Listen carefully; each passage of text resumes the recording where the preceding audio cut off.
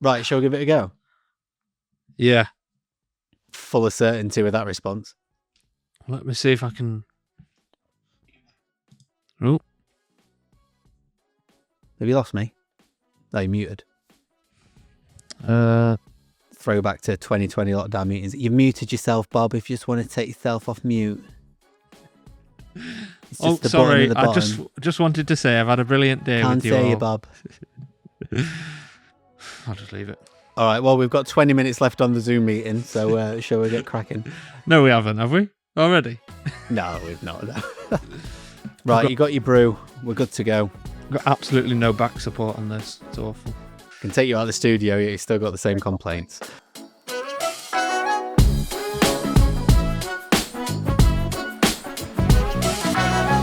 Hello and welcome to episode 4 now of the It's02 podcast. This is season 2, episode 4, just for the benefit of the viewers. Yes. You might notice something a little bit different. We're trying a new style of podcasting because we think this might be a... Oh, am I boring you already? No, go on. It's fine. We are trying out doing a virtual podcast recording because we have apologised. I think we've apologised on more episodes than episodes we've not apologised on about not being frequent enough. It's true, though, and I've said it from the start that, you know, podcast is like once a week or once every 2 weeks, not once every 6 months. So we should never record a podcast, and we wouldn't have all the hate mail that we're getting. That would have solved it. How have you been? Yeah, I've been all right. Sorry, it's the delay. Was that real? No. Is it? Oh, fucking hell. Can you imagine? You'd have to cut a 6-second pause out after every sentence. What a nightmare. We'll just have to run with it. It's natural. But I do think we're going to have to cut less, though, because we've got no wide to fall back on. What we're going to do? Well, I thought we could do a little 2-shot. I was going to say me on top, you underneath. As always. Well, you know, and then we'll cut to our own little singles. All right, when okay. we need to hide a cut. Fair enough. Yeah. How have you been then? Yeah, I've been all right, yeah. Nothing different since the last podcast we had. The thing is, the last podcast came out 2 days ago, even though we recorded It's really bad. 3 months ago. I had to get rid of so much in that. You know, when you sent me over the version, and I had to get rid of things because we were talking about dates in February and what's coming up in Feb. And I'm like, we're in mid-March now, so I can't. Well, it happened. It was 4 hours long, that episode. It happened when we were chatting about the film festival. We were chatting about going down to Romford, going down to Northampton the month after that. They've both been, and then the podcast came out. I've not probably asked you. I'm probably going to ask you later when you come round for a few drinks. But yeah, how you were won't the need to. I'll tell you film now. festivals? They were good, really good. So they were two different, very different festivals. Because Romford was a horror one, Northampton was just like a normal drama type, all sorts festival. And so I was actually more worried about Northampton because I thought that the film would suit a genre crowd better. But Northampton was the best screening we had.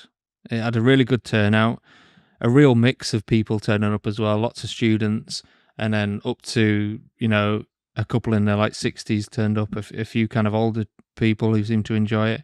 It was a real mix, but lots of questions in the Q&A. It seemed to go down really well, so it was great.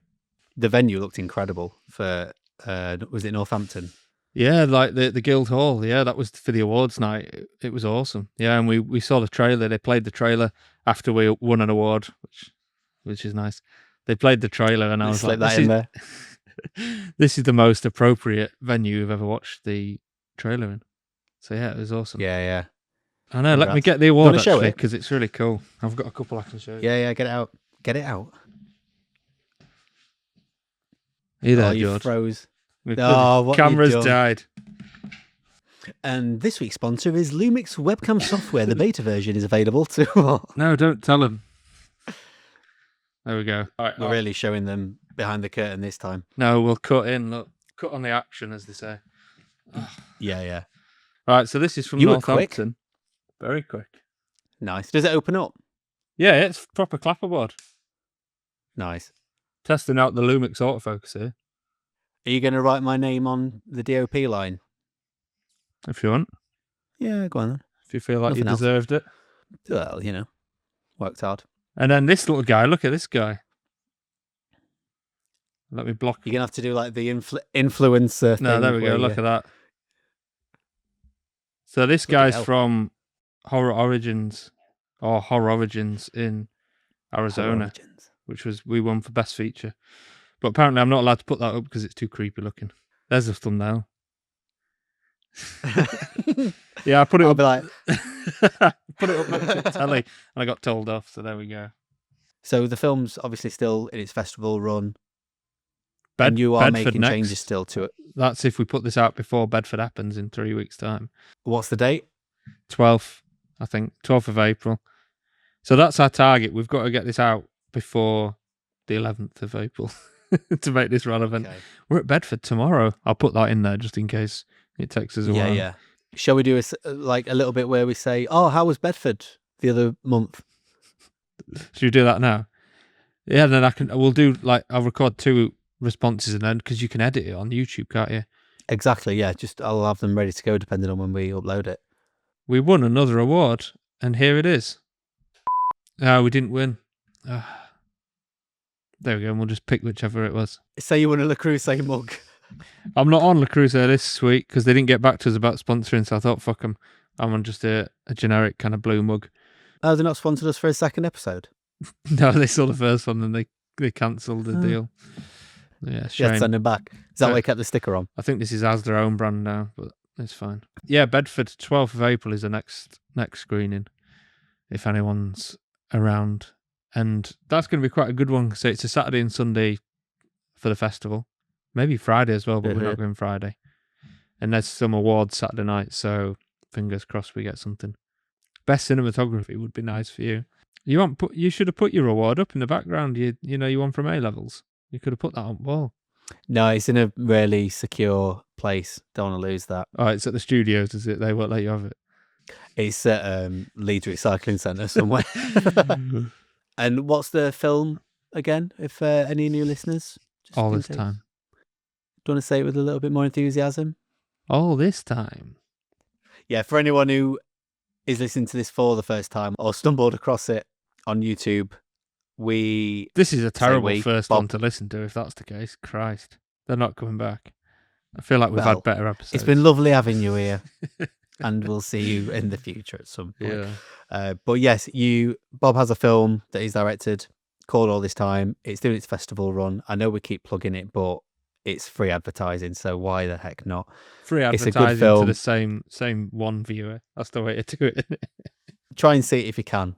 For any independent filmmakers or people who want to make a feature film, I think this film proves that it can be done, not on ridiculous budgets, but if you've got the desire and the ability, whether that's in yourself or those around you, it's definitely one to watch. I think everyone who's watched it so far, like you said earlier, it's been getting good responses. So I think if you put your effort into it, like you have, hopefully it should give anyone motivation to do the same and make a film if you want to make a film.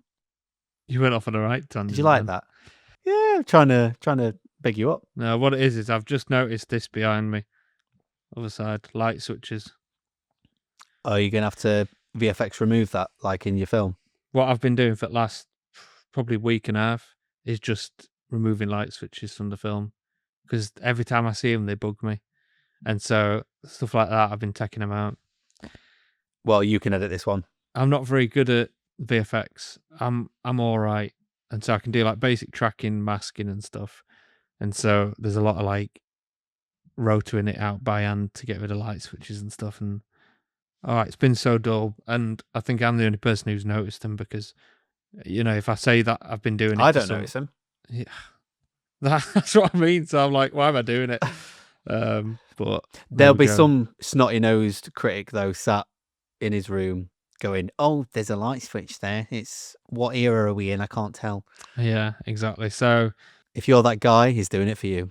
Yeah. That's a nice little segue because if anyone does go and watch the film, whenever it's next out, have a look for some light plugs and let us know where they are. Time code it for us. Well, there's loads because they're on the older export, all these festivals. So in that case, don't go and watch All This Time in any festivals that it's currently on. Because you'll wait see until- light switches. Yeah, it'd be horrible. Yeah. Or even better, It'll ruin the experience. go watch it in festivals, and then when it's out on streaming, watch it again, and they'll be gone, and you can see the difference. And then we get 2 views out of them. Hey. How's your week been? Or 3 months since I last spoke to you on the podcast? I had a fun shoot the other night, which was literally wandering around the streets of Leeds, making like a little murder mystery type trailer almost, which was like Cluedo inspired. You know what? Leeds is really, really nice to shoot in at night, and I never realised that. Yeah? Yeah, I was just shooting 4K 50, but I was at high base, wandering around with like a lot of it was like 24-70, but I also got the 50mm out when we really wanted that bokeh or bokeh. Not Just trying to bokeh. please Oh, everyone. What is it? Here we go. This will get the comments bokeh. brewing. What is it? Bokeh, Bokeh, I think. bokeh, Bokeh. not bokeh. Nah, sounds too much like bouquet. I think Bokeh, bokeh. innit? Or bokeh. No, I don't know. I'm overthinking No. it now. Never thought about it in my life. No, I don't know what it is. Maybe that's the Yorkshireman in me there. Bokeh. Bokeh, bit of bokeh. So yeah, just shooting around Leeds. Put it together this week, and it's looking quite nice. Got a few shoots coming up, which we might potentially be on a overseas shoot together. Fingers crossed. Yeah. So yeah, it's all going well. How often do you use that 50mm then? I like to use it on interviews if there's enough space. Yeah.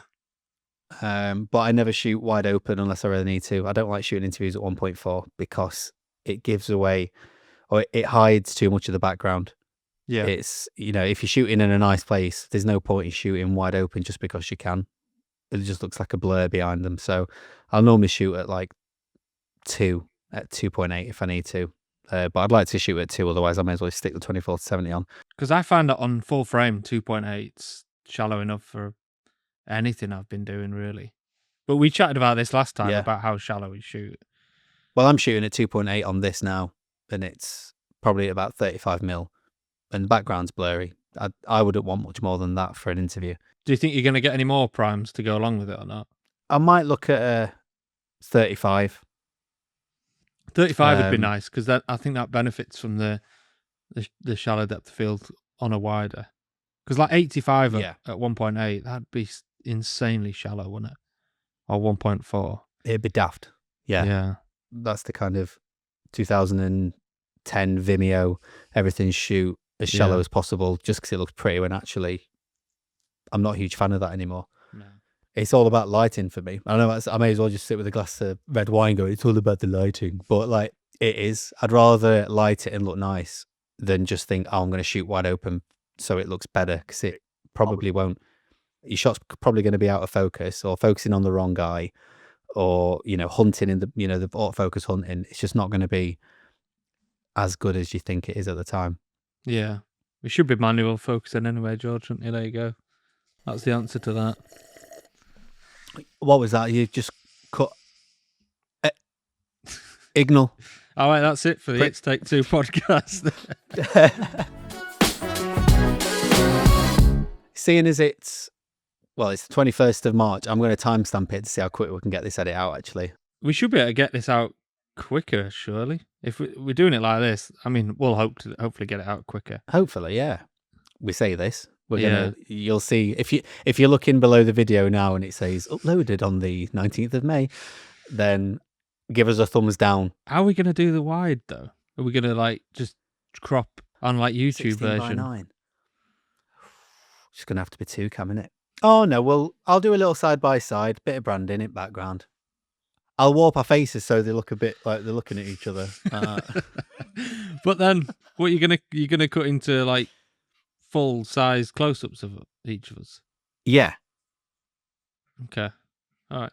You know what? I think we just put both of us up, bit of branding, and we just do jump cuts when we cut something out. Leave this in for a start. This is fine. Think of the minutes per views or whatever. Maybe that's the thing. Maybe we just do 8-hour-long podcasts. Cook your tea, and you can have tea during it, and people will still watch it. Yeah. I might go make a brew then. Shall we? Yeah, I'll see you in about 20 minutes. You get some fresh air. Yeah. That's about 30p, Right. innit? So, yeah, we are getting to the end of March, end of the tax year. Have you bought anything recently that you've wanted for a while or think would be a good addition to your kit? I have bought something recently, actually. And I wonder, hang on, let me see if I can screen share the thing. I can't remember which one it is. Got all these opportunities. Let me buy some time. It's all right. We're still earning money, mate. True, yeah. This is all watch minutes in it, or whatever they'd call it. That's what I've got. Manfrotto wind-up 2-section geared lighting stand. And you know what? It could be classed as a very boring purchase, but I'm actually very excited about it because I've got a big boom arm that I use, and I haven't got the right light stand for it. And like the light stand that I've got, one of these legs is like bent in slightly. And so health and safety wise, it's not good. And as we know, health and safety is very important. So I bought this, but I got it on eBay. I wasn't going to buy it, but I got it for Hang on a sec. Whoa. Don't say the price. Why? Let people have a guess.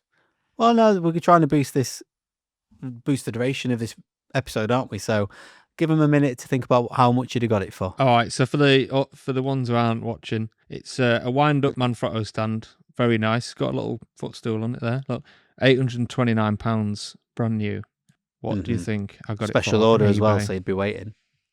Yeah, that's a good point. Right, we're giving them enough time. 312. That's a bargain, isn't it? That's for a blinding, wind-up isn't stand. it? Yeah, that's fantastic, isn't it? So I was very excited about You've that. always had this ability somehow to find absolute bargains with your kit. Yeah. As long as I've known you. To be fair, I did with the zines. That's the one rare occasion where I'll find a bit of kit and you go, oh, you lucky fucker. But 90% of the time it's me thinking that to you. I tell you what it is, and this is a good tip for people buying stuff. It's patience and eBay alerts. You put your alerts on and you just keep checking them whenever you get pings. So I've had an alert on for that wind-up stand for months, just waiting, and because I didn't need it urgently, so I was just like, yeah, I'll get one at some point, and when the right deal comes along, jump on it, and that's what happened. To be fair, I've just bought some new light stands, the Manfrotto ones that fold up flat. So rather than the triangular standard light stand, these come flat, and I'm sure there's a magnet onto each, the three of them, so you can stack them together and they'll magnetize together. That's quite nice, yeah. Yeah, used them the other day. They use up less space, which is great. So yeah, I've got that. I've had a bit of a spree in this past week. You have. Don't know if I'm going to regret it. What have you got? So got the light stands. Then I got the newer light stand bag that arrived yesterday. Got a new bag. Like it's my mate's got it. Alex has got it, and he has his 200Ds and his light stands plus power and everything in one like case, roller case. Nice. What brand it's about was that? 100 and newer. Oh, right, yeah. Is it good? It's decent. Didn't check the measurements because the light stands don't fit in it. Genius. Might have to rethink that purchase. But yeah, I've got that with that. I've got the Amaran F22C from Aperture, which is a lovely light. I sent you a video using it the other day, didn't I? And getting a little bit geeky, admittedly. It was about 8 minutes long, just testing different percentages of the light. I skimmed through it. I got the. This says 1%. This is 4%. This is the green and magenta shift. Yeah, that's a lovely light. I've found myself wanting A, a bright light, B, a flexi light, and C, one that doesn't take up much space. And that with the little softbox that you get as standard is lovely. It's a bit of a faff to set up. It's a lot of disconnected parts that you have to put together every time, and then for it to fit perfectly in the bag, you have to pretty much pack everything down. I'm sure once you get used to it, it'll get easier. How long does it take you to set it up then, do you reckon?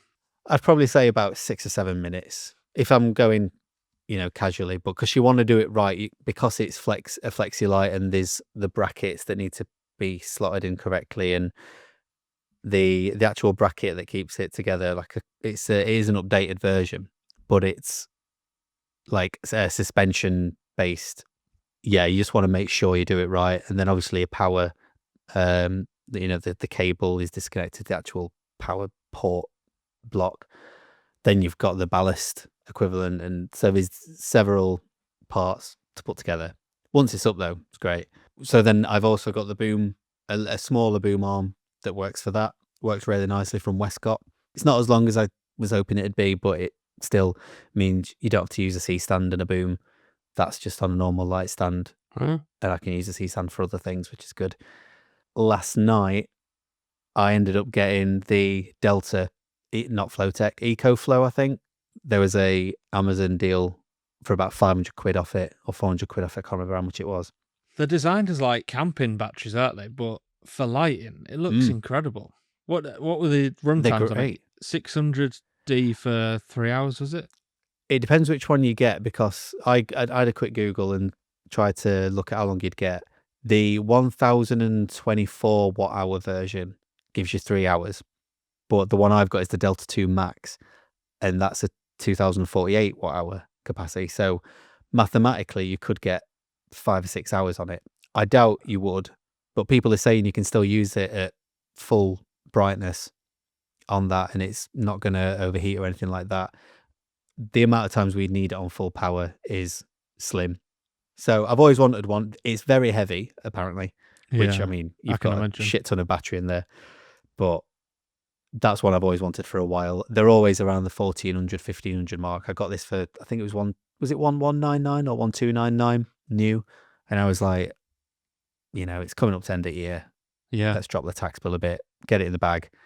And then now I've got more lights. I'm thinking, well, I might be able to have more opportunity if we're shooting out and about somewhere with not much power.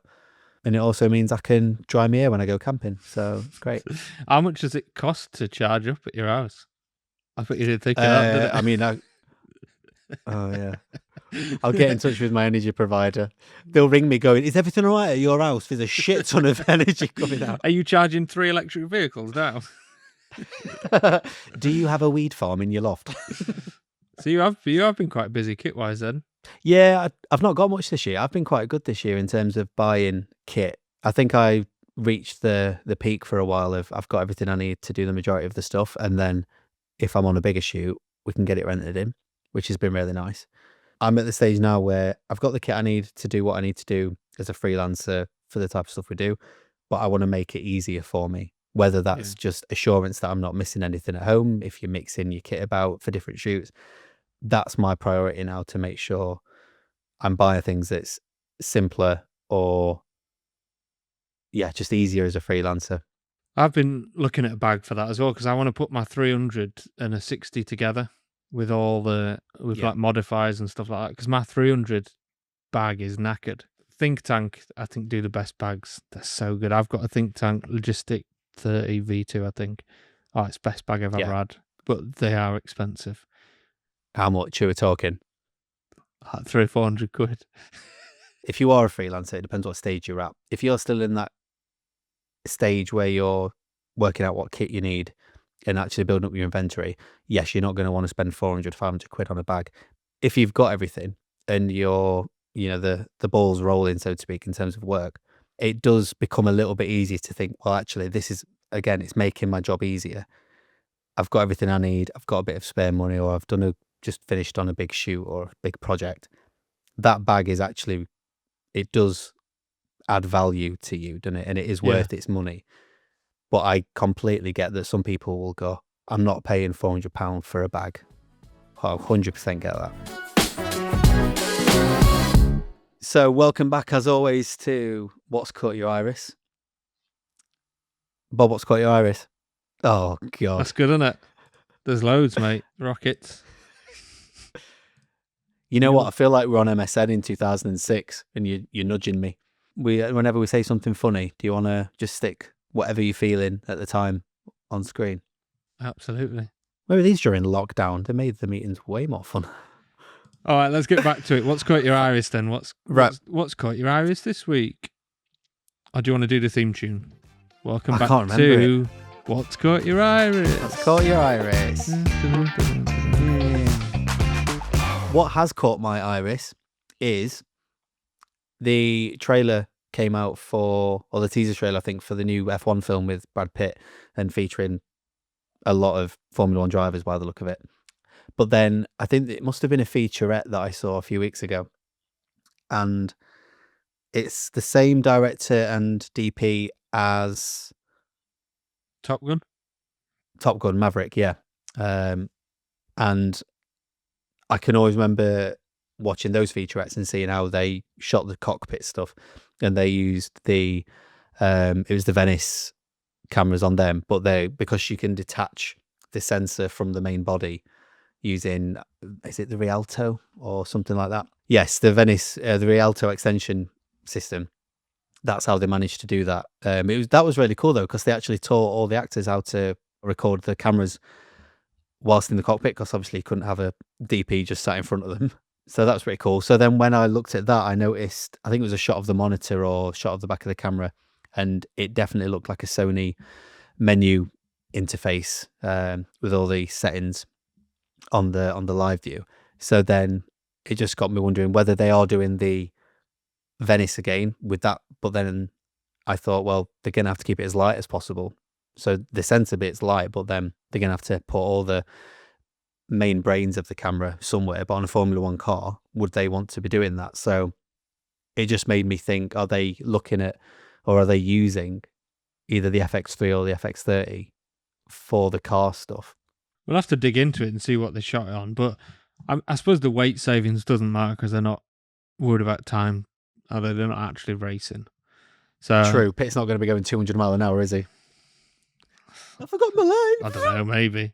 I've not seen a trailer for that. I need to check it out, actually. I don't think it gave away too much, but it looks good. And I realise every time I see Top Gun Maverick on Prime as an option to watch, I always forget how much I love that film. And it's up there as one of my favourite films, I think. It's brilliant. It's really good. So good. Yeah. I still get the same adrenaline and like excitement watching it, both as a viewer and as a cam op as well. It's just phenomenal. When F1 comes out, then we should do an It's Take Two special and go out and see it and discuss it. And what we could even do is we'll stream the film on opening night and we'll just put it on YouTube. We'll probably get loads of views from That's that. a great show. Yeah, we'll talk before, live stream it, maybe even talk during it.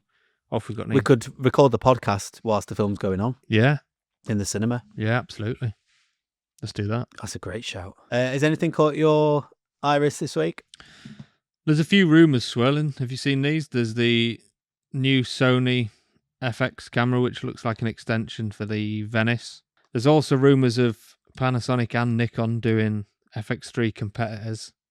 That's going to be interesting, especially the Lumix one, because I really like Panasonic. So them doing an FX3 is going to be interesting. But I wonder what they'd do to make it one better than the FX3. Like, are Panasonic the type of company to think, right, this is obviously a popular camera, the FX3 range. What can we do to make it better? Specs wise, they've got the autofocus ability that would have put a lot of people off. I love the image quality anyway of Panasonic, and if the S1, when I had the S1, had more features, I'd have stayed with it. Long story short, will it match the FX3, or do you think they'll go one better? And if so, what will it be? I think they'll go way better. I mean, they should do. The FX3's been out 4 years? God, yeah. Something like that. When did it come out? 2021, I think. I mean... Well, 2020, the A7S3 came out, and then the FX3 would have been, a year after maybe. 5 years for the A7S3 is amazing, because it still holds up so well. But they need to be topping that. They can't just equal that then, if that's been out 5 years. But, I mean, there's a lot of stuff Panasonic do that's out the gate is better than Sony. Stabilization has always been better. You could argue color science, but then codecs generally they give way more options. I mean, the G9 too that I'm shooting on now, the codec choice for that, for a kind of prosumer stills camera, it's ridiculous. They've got all I in there. They've got 4.3 open gate. It's B raw out, ProRes raw output. It's mad. In an FX3 competitor, if that's a cine orientated camera, it's going to be crazy. But then also all the little bits, shutter angle, A7S3, FX3 still don't have shutter angle. Or does the FX3 have shutter now? I think the FX3 does, yeah. But the A7S3 doesn't, which I hate that. I think it's so dumb. It's painstaking, isn't it? Yeah.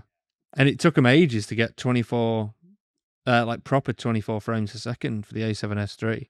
For ages, they had 23.98, but it doesn't cut. You know, for all this time we shot on the A7S3 and we had to shoot 23:9:8, and I've had to slightly adjust the speed of the clips and re-export them as 24 because I was getting like a juddering kind of effect, like a stuttering. Panasonic have had that for ages, so I think it's going to be way better, and it should be because it's 4 years after the FX3.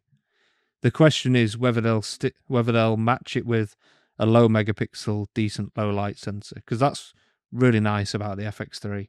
The fact that it's only 10 megapixels, I think that's great. So it depends what to do with that. Do you think Panasonic will do what they have done in the past eventually and listen to customer wishes, in the sense of, I know a lot of people are now looking at these mirrorless or mid-size mirrorless cameras, but stick a little internal ND on there as well? I think they should do. Cameras like the GH7, no one's really buying that for stills. And so No. people have chatted about them taking out the mechanical shutter and instead putting an ND filter there. I think that'd be amazing. If you're the level where internal ND quality isn't high enough for you and you need to put stuff on the front, fine, just do that then. And you just don't have to use the internals. But for 99% of people and jobs, the internals are going to be good enough. It's so much easier to just click a button and have them there. Even better if they can put something like the Sony's on where it's variable. That's amazing. Imagine an S1H Mark II with all of the bells and whistles that they've got now and internal NDs. With the XLR unit on top, you get 32-bit float. Oh, incredible. To be fair, I was just about to say, a company's holding back features such as 32-bit float and internal NDs because otherwise it would be making those bigger type bodies void. But you answered the question because they're already giving modules that's got 32-bit float, so they're not holding back, are they? No, I mean, Panasonic wouldn't know, would they? Because they haven't got competing kind of high-end camera to protect. The EVA-1 came out in 2017, was it? And that's the last kind of cinema camera they brought out. Maybe they should just be the company that goes all out on this one because it'll attract a lot of people. And I think it will make people who've got a budget in mind of, say, $2,000 for if they're starting out. But if they see this camera thinking, right, if I get this now, I'll be sorted for however many years, longer than we have been with the A7 S3s, it might make people think, actually, it's out my budget, but it'll be worth it.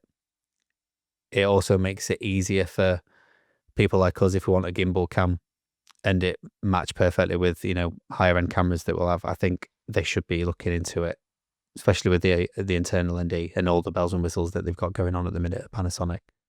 Would there be anything that Panasonic could do for you to sell your A7S and buy into it? I've always loved the idea of that EVA2 that I've mentioned previously, that is, a successor to the EVA1, but L-mount, all the bells and whistles again. But I'd want it to be 6K, so you can get, my lights are going out. It can be 6K with the crop that the FX6 doesn't give you, but still stay within the price range now of the FX6 or the C. Is it the 800 or the 400? Oh, mind you, that's a few grand more, isn't it? But if it's between 6 and 8, it would be tempting to then lean towards something like that. But if it's heading towards the FX9 region, which obviously I could do that if I wanted to stay in Sony, the size of it's too big for me personally. Not because I'm weak, but I just think it's a big body and I do a heck of a lot of different types of shoots. The FX6 can be great to strip down and shoot simply and lightweight. You couldn't really do that with the FX9. So if Panasonic brought something out that is an FX6 size, a little bit bigger if it needs to be, but not too big, with 6K, all their bells and whistles that they've been bringing out, 32-bit float, 4K. I'm happy with 4K 120. I don't feel like I need to go much higher than that. 180 or 150, great, but it's not a necessity. ProRes RAW internally, anything like that would be amazing. SSD recording. What about you? I think if they basically did their version of the FX6, it would be incredible. But I'd be tempted for the FX3 successor to get rid of my A7S3 because there are times that I'll go for the G9 Mark II just for the handheld, for the stabilization. Because the A7S III may as well not have any. It's so bad compared.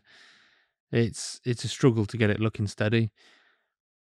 Most of the stuff on it I've not outgrown. Like the image quality of the A7S is amazing. And the 4K 100, I mean, I don't use 4K 100 much. I use 4K 50 a lot. So if they just did their version of that, like you said, maybe with 6K, because it'd be nice to have the option to use some Super 35 lenses as well in 4K. But if they could do that with their stabilization, 32-bit, I mean, all the kind of real-time options and everything like that, they offer so much useful stuff that I'd be tempted, because I've always preferred Panasonic stuff. I'd probably keep my FX6. I don't think I would replace that, because that's too good. And I don't think it's got some life left in it yet, hasn't it? Loads. I'll have that for years, I think, because there's nothing that bugs me about that camera. Whereas the A7S III, like, I feel like I'm being held back by it if I want to shoot handheld. And that's the kind of main complaint from me. So I'd keep my FX6, and then, I'd be tempted to upgrade the A7S III to Panasonic. And then I'll have to get some more lenses. I'd have to go L mount, but I think it'd be worth it. Been a bit of a quicker one, hasn't it? But I've enjoyed it. I feel like we haven't even really got started, but there we go. Hopefully with this 40-minute time limit. Hopefully with this new setup, they will be able to get them out a bit more often. We do really want to make this more often, don't we? More common. Hopefully with this setup. I'd still like to see you. Do you know what I mean? I don't want us to become virtual friendship, mate. But if anything pops up, any news or announcements, it would be nice to just be like, do you want to hop on for a quick? Yeah, I think it'll make it easier. And then it makes it more special than when we do them in person, I think. And then, next time we do one in person, we can do a confetti cannon. And yes. Forgo the VFX. In the meantime, we'll use shitty emojis. I thought they were actually quite good, but there we go. Is that it for this week then? Yeah, well, you're coming around in an hour, aren't you? So you need to... I'm loving this. Thing is, we can't do these in person. We can't do the effects. So I think it's fantastic. Just for anyone listening, is filling the frame up with emojis, and that was a sad face. Yeah, go and get ready and then come round. Are you bringing anything? You don't need to bring food. Just bring drink. I'll bring Kate as well. Right, okay. I'll see you in person in about an hour, and then I'll see you online whenever we next do it. Thanks for listening, everyone. Thanks for watching. If you've seen us on YouTube or socials, I was going to turn into bloody Morecambe and Wise then. I've been Jordan Lee. This has been Rob Worsley, and we'll see you on the next one. See you later.